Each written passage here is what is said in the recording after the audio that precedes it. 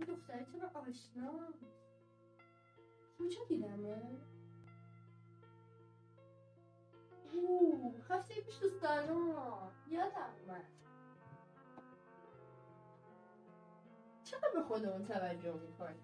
ما یه ذره فکر پدر مادرمون باشیم، یه ذره خواهر برادر، حتی دوستامون. چه میگم بابا من همش خودمم، همش میگم من یه ذره با اونو وقت بگذرونیم. دکتر فاضل نظری چی میگه؟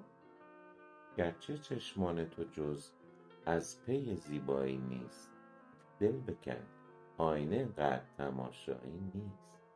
حاصل خیره در آینه شدن ها آیا 2 برابر شدن قصه تنهایی نیست؟ آه در آینه تنها که دلت خواهد کرد. آه دیگر دمت ای دوست مسیحایی نیست. آنکه 1 عمر به شوق تو در این کوچه نشست، حال وقتی به لب پنجره میایی